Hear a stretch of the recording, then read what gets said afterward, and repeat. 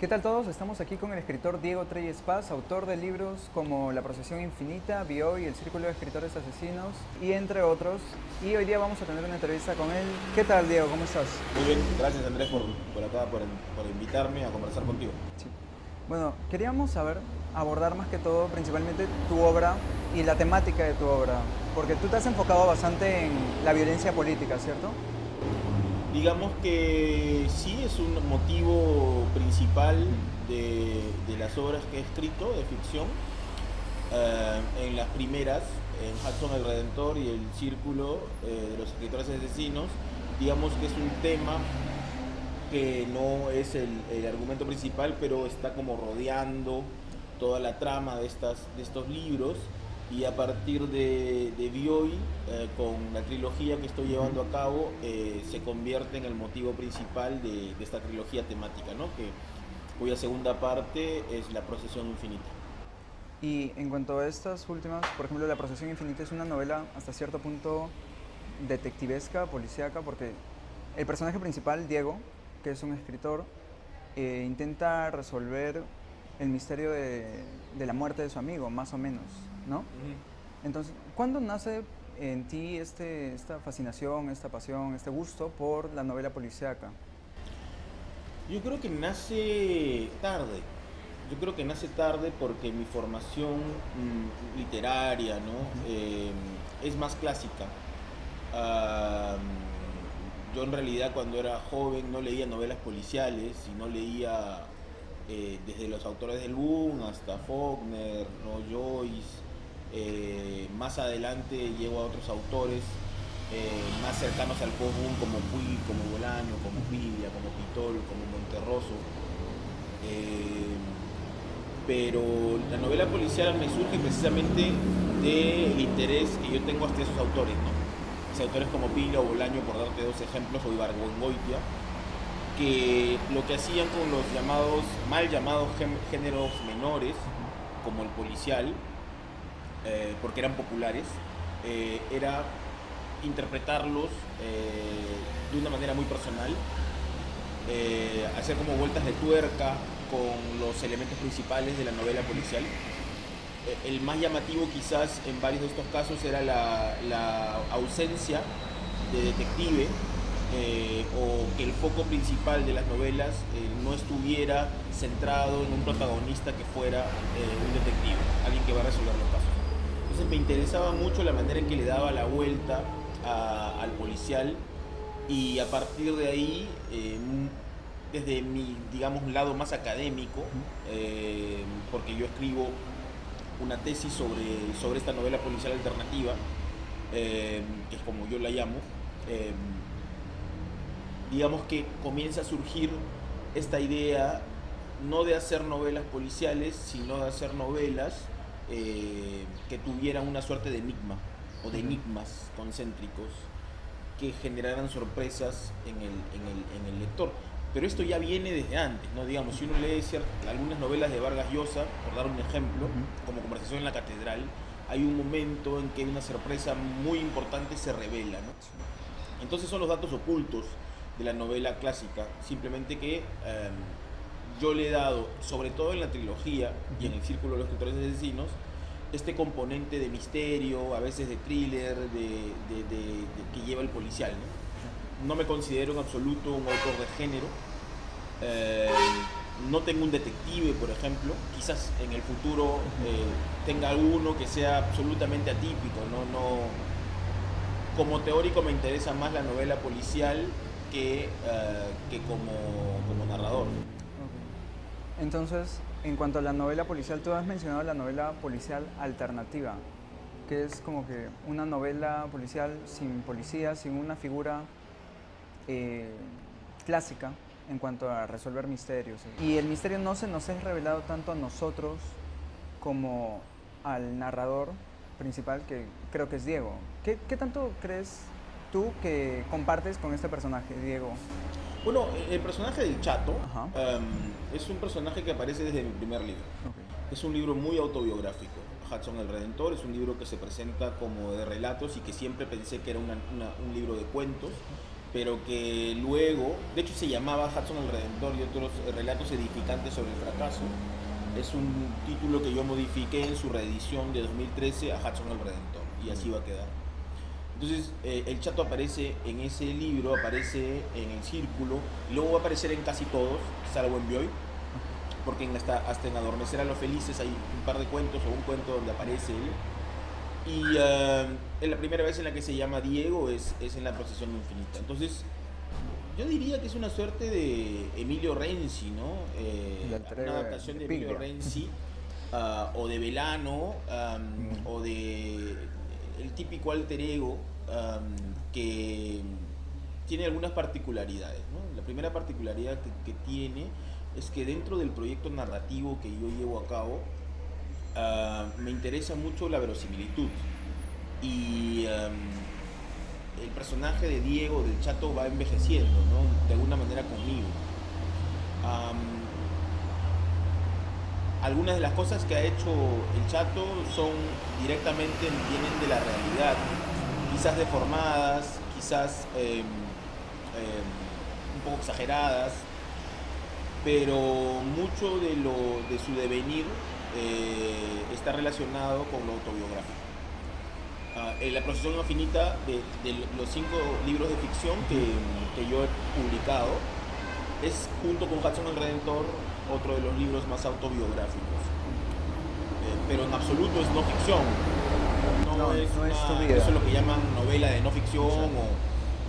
Yo no es un género que cultivo, no me molesta en absoluto, hay cosas que me parecen muy interesantes. Pero no, en mis libros lo que yo hago es ficción. Yo no narro mi vida, ni el Chato soy yo. Pero es cierto que es un personaje que aparece y desaparece y que va a seguir en lo que siga escribiendo, ¿no? En cuanto a la no ficción, ¿tienes alguna crítica o, no sé, algún tipo de... que no te parezca con respecto a ese género? Yo no tengo críticas con ningún género. ¿Okay? No me parecen mal los bestsellers, no hay nada. O sea, a mí lo que me interesa en realidad, y creo que es un consejo para todo aquel que se acerque a un libro, es que sea un buen libro. Este tipo de prejuicios, por ejemplo, existían con la novela policial. Se le llamaba novela vergonzante, que se leía tras de la puerta, ¿no? Los críticos hablaban mal de la novela policial, los escritores, pero la leían porque era adictiva. Uno de los componentes de la novela policial es que es adictiva. Entonces, definitivamente hay géneros que yo no haría jamás porque no me interesan como creador. No haría nunca un libro de autoayuda, porque no me interesa, porque no lo leo. Como lector no es una cosa que compre, es una cosa que me dé algún tipo de goce estético. Entonces hay géneros que yo simplemente ni leo, ni considero, y menos aún cultivo. No hago libros de no ficción porque no creo que lo más importante de la vida de un escritor sea su vida. Y porque si, digamos que en el caso de la autoficción, digamos, en el caso de la no ficción, que es autoficción, hay muchos autores muy interesantes que están mezclando, digamos que están haciendo porosa esta línea divisoria entre la ficción y la no ficción, ¿no? Entonces, una de las cosas interesantes es saber hasta qué punto, que es lo que genera a veces en el lector, qué es lo que dice es verdad y qué es lo que dice es mentira, y saber si eso es importante. Personalmente, como te digo, a mí me interesan los buenos libros. Entonces, la autoficción tiene libros muy buenos, muy bien escritos. Quizás el problema de la autoficción es que no le veo mucho futuro, ¿no? Es decir, hablar de uno mismo, y normalmente la autoficción habla de las desgracias de uno, ¿no? Sí. Es decir, violencia familiar, la muerte del padre, la muerte del hijo, revelaciones de un personaje público, pero eso tiene un límite, ¿no? Y no, yo escribo ficción, a mí lo que me interesa es contar historias, y si es que en alguna u otra aparecen hechos que pueden haber sido inspirados en la vida real mía o de otras personas, pues eso es lo natural de cualquier escritor, ¿no? Cualquier escritor siempre está contando fragmentos no solamente de su vida, sino de su experiencia, ¿no? El escritor es un observador, el escritor es alguien que está viendo siempre detalles y a partir de ahí va a nacer o va a adaptar ciertas cosas que ha visto, que ha experimentado, que ha sufrido a sus historias, a diferentes personajes. Entonces, en la ficción en general siempre uno va utilizando el material que va acumulando a partir de la vida propia y de las experiencias cotidianas. Tú, bueno, se ha dicho mucho que un escritor escribe los libros que le gustaría leer, ¿cierto? Sí. Y tú dices que comenzaste tarde en cuanto a la lectura del género que ahora bueno, te caracteriza hasta cierto punto. No, yo no soy un escritor de género, yo no soy un escritor policial y cuando me dicen que soy un escritor policial, sin ofender a los escritores policiales, que tengo muchos amigos que lo cultivan, yo lo que tengo que ser es verdadero y yo no soy un escritor policial, no es mi formación, por lo menos literaria, es mi formación teórica. Yo soy un teórico de la novela policial, si lo quieres, y me gusta mucho leer novelas que son policiales o que son cercanas al policial, pero no me considero, al menos yo no sé qué diga el lector puede considerar lo que desee o el crítico, pero personalmente mi interés no es, no me siento un escritor de género, me siento un escritor quizás un poco más cercano a lo que llamamos literatura de autor, ¿no? Entonces, disculpa que te interrumpí. Sí, no hay problema. no hay ningún problema. Quería preguntarte, ¿cuándo fue que te diste cuenta que tú querías o tenías que ser un escritor? Muy joven. Me ocurrió, es curioso porque yo crecí y viví casi la mayor parte de mi niñez, mi adolescencia, mi pubertad, mi adolescencia, mi juventud en Magdalena del Mar, que es de lo que trata mi primer libro, Hudson el Redentor. Esa novela habla un poco de mi vida o de las experiencias de mi vida a través de un personaje. Y es también el momento, cuando lo estoy escribiendo, en que decido conscientemente escribir. Consciente y seriamente decido que me voy a convertir en un escritor y que la literatura es algo irreemplazable. Pero antes, yo no era un ratón de biblioteca. A mí me gustaba jugar fútbol en la calle, me gustaba tirar dedo para ir a correr tabla a la playa Redondo y la playa Estrella o correr olas a pecho. Entonces, lo que yo hacía era vivir, ¿no? Y digamos que poco a poco, sea por mis padres, sea por las experiencias que tuve en el colegio, la literatura apareció y fue, creo, definitivo, ¿no?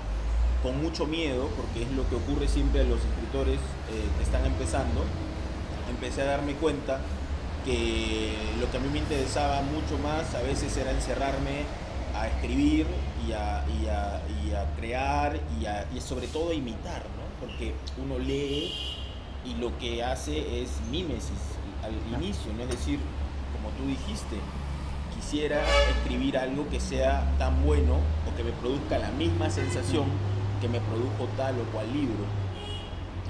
El gran problema es que no sabes si tienes talento, ¿no? Ese es el gran problema. Y el segundo problema es el miedo. No solamente el miedo de que no tengas talento, sino el miedo de dejarlo todo por algo en lo cual no necesariamente seas bueno. Pienso que uno es escritor desde el momento en que decide escribir, no en el momento de la primera publicación. Okay. Así que para mí, desde muy joven, era claro lo que quería hacer. También era claro que probablemente no iba a vivir de eso. Como casi nadie ahora. Como casi nadie. Pero yo lo tenía claro muy joven, ¿no? Por eso yo he estudiado mucho. Yo he hecho un doctorado, 2 maestrías. Me la he pasado estudiando muchas veces. Pensando también que quería tener la libertad de escribir. No depender económicamente de mis libros.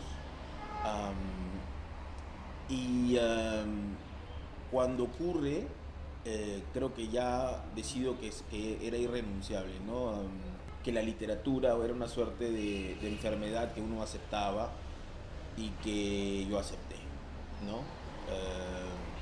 La vocación siempre estuvo ahí, pero yo la descubrí muy joven. Esta de vivir por la literatura, no de, porque ya hemos quedado en que eso es prácticamente imposible en la actualidad. Eh, Suena bastante a Mario Vargas Llosa, a cómo él cuenta su descubrimiento. ¿Tú crees que has recibido influencia de autores peruanos? Pero claro, muchas.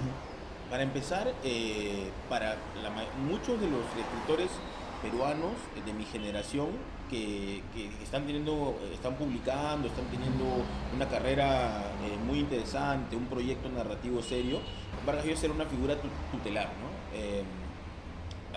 Lo leíamos con fiebre, lo discutíamos, hacíamos tops, rankings de cuáles eran los 5 mejores libros de Vargas Llosa, definitivamente era un modelo por lo que dices, ¿no? La idea de que la literatura era una forma de vida. Y eso es algo que yo respeto mucho de él y que ciertamente me ha influido, ¿no? Yo decidí, creo, conscientemente que sería escritor después de leer Los Cachorros, ¿no? Que es una pequeña novela que me sigue pareciendo y que me seguirá pareciendo de un virtuosismo de otro planeta, ¿no?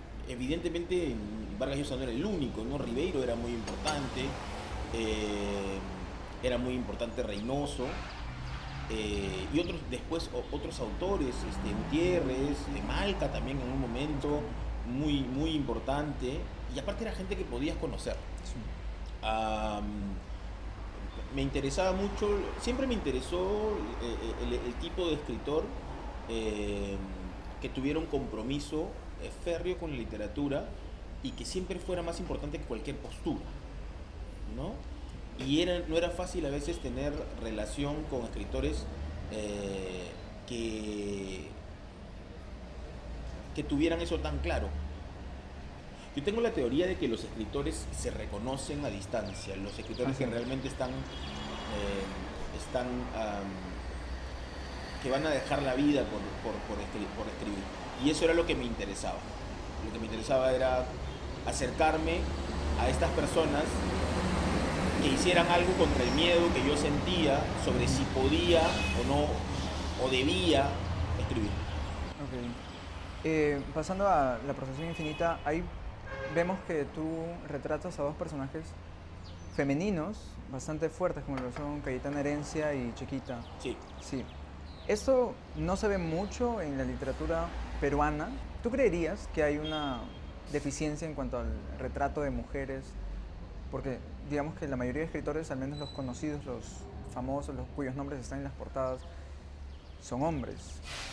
Entonces, ¿tú creerías que hay alguna deficiencia en la figura de la mujer en la literatura peruana? Mira, en cuanto a lo segundo que me preguntas, yo sí creo que la literatura latinoamericana, no solamente la peruana, y casi diría en general, sí ha habido una tendencia bastante machista, bastante injusta, no solamente a la hora de darle alguna relevancia a la carrera de los escritores hombres en desmedro de las escritoras, sino que hay un sistema bastante patriarcal, bastante abusivo, que afortunadamente se está visibilizando más. Es inaceptable que hoy haya paneles de escritores, solamente hablo de literatura en este caso, hombres, 5 por ejemplo, es una exageración lo que te hago, pero que se reúnan para hablar de la literatura femenina. Esta mentalidad que era casi natural está cambiando. Y además hay escritoras bastante interesantes con proyectos sumamente, diría yo, de primer nivel, ¿no? Otra cosa es que, y eso respondo a tu primera pregunta, yo creo que uno escribe desde lo que lo afecta. Uno escribe desde lo que le perturba. No importa qué tema sea, el tema que uno elija para escribir o para llevar a cabo en una obra de ficción, tiene que generarle algo. Eso es lo que creo yo genera las buenas obras de ficción. Ocurre mucho que los escritores tienen personajes masculinos y las escritoras tienen personajes femeninos, ¿no? Eso no ocurre solo en el Perú, sino es una tendencia general. Y a mí no me parece mal, Ujú. por lo que te acabo de decir. Uno escribe desde que lo afecta. Y si la sensibilidad del escritor o de la escritora va hacia su género, Ujú. pues en realidad, vuelvo a repetirlo, a mí lo que me interesan son las buenas obras literarias. Ok. Y no son pocas. Lo que yo hago es recrear un mundo de ficción, un proyecto narrativo a largo plazo, verosímil, y a mí me interesa mucho darle vida a los personajes femeninos, entenderlos, comprenderlos de una lógica que no es la mía, porque, bueno, por el hecho de que soy hombre, ¿no? Pero lo hice desde el inicio. Pero sí me había dado cuenta que hasta la Procesión Infinita ninguno había tenido un rol protagónico realmente fuerte. Y eso es algo que yo quería corregir, pero no por corrección política, eso quede claro. Ujú. Era una necesidad de la De la historia, historia. y era un planteamiento desde la primera etapa. Es decir, ¿de qué habla la Procesión Infinita? La Procesión Infinita habla de una generación, que es la mía, que sufrió la dictadura. Entonces la Procesión Infinita habla de de distintas personas, hombres y mujeres, que una vez caída institucionalmente en la dictadura fujimorista, Ujú. se pregunta qué hacemos con nosotros. Unos huyen, otros se quedan en el Perú, pero lo que une a todos estos personajes es precisamente el concepto del duelo. De ahí viene lo de la procesión que no acaba, ¿no? La pregunta que se hacen es, ¿qué hacemos para combatir este trauma? Ujú. ¿No? ¿Se puede? ¿Se puede simplemente huir al extranjero e irse de fiesta y dedicarse a la vida disoluta, y eso va a cambiar el hueco que tenemos? Tú entonces ya has publicado las dos primeras partes de una trilogía, dices, Bioy Una y trilogía que no es saga. que no es saga, o sea, no tienen la misma temática, No, lo puedes leer los personajes, separado, ¿no? claro. Entonces, se viene la tercera. ¿Para cuándo crees? Ah, bueno, es una buena pregunta. Sí. ¿Sabes lo que pasa con los proyectos? Es Ujú. que uno empieza con una idea que va desarrollando, no necesariamente escribiéndola, sino en todo el momento del día, ¿no? El escritor escribe todo el día, no físicamente, Ujú. no con la mano en la computadora o apuntando, sino viviendo. Eh, en mi caso no sé con certeza cuándo hay algo que me interese, si es algo que estoy leyendo y me llama la atención, que puede servir de epígrafe o puede guiarme dentro de lo que he pensado, o si es una conversación como la que estamos teniendo ahora, o si es algo que veo en la calle, pero siempre los detalles son importantes, y van reforzando lo que es el proyecto. Entonces, muchas veces comienzan de una forma y terminan de otra. No es que cambie mucho, sino que en el camino se va modificando, porque hacer una novela tiene mucho de arquitectura, y para generar la base de estos edificios que uno va construyendo, eso demora. Eh, si quieres, puedes compararlo con la labor del orfebre, ¿no? Del artesano, Ujú. puntito por puntito, para generar una obra que tenga alguna valía o que se te satisfaga como creador. Entonces, la respuesta es no sé. Está bien. Bueno, eso ha sido todo por hoy. Gracias, Andrés, por la conversación. Gracias a ti. Ha sido un montón, ¿no? Yo hablo al final un montón. Sí, ha sido como una hora y ¿Ah, media sí? de grabación. ¿Hora y ¿Qué? media? No. Ya vas a sufrir ahora con... Wow.